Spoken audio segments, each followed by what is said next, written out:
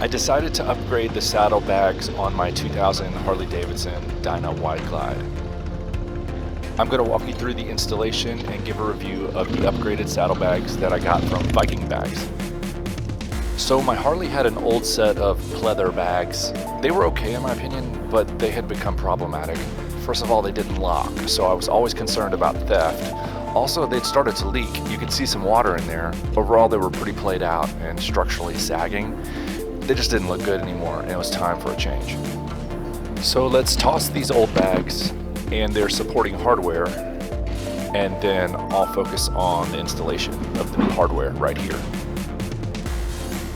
Unboxing the packaging I got from Viking, you can immediately see the new bags are way more rigid and they're covered in real leather. The design and craftsmanship is really impressive. Thumbs up, I love that. So the hardware for the bag's quick disconnect option was installed on the bike right here. Next, I had to mount the quick disconnect hardware to the bags themselves. This part is tricky. You have to drill 5 holes in each bag. I strongly suggest taking your time and double checking before you execute because you'll ruin the bags if your measurements are off. Consider asking someone for help placing the bags up to the bike so you're double sure about the positioning. Here's a hack. Make a cardboard template to ensure both bags have identical drill patterns. So at this point, I was able to mount the bags onto the bike. I love that they lock with the key to the frame, and if I want to ride without them, I can quickly take them off. This is convenient if I need to load or unload in another location. I can just take them with me.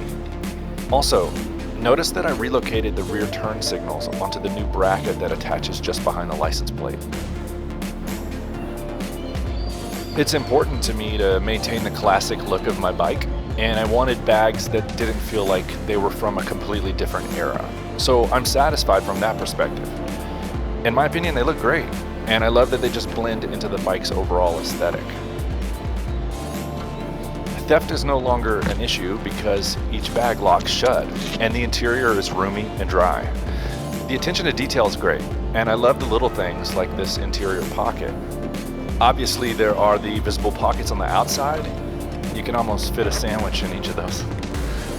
I like the zipper and the reinforced Velcro, and of course, the branding is tough. I can appreciate how the design of the dyno was considered in the design of the bags. Nicely done, Viking. Also, the quick disconnect system is rugged and sturdy.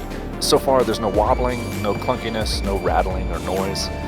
I'll also add that the signal relocation, it just isn't my favorite part.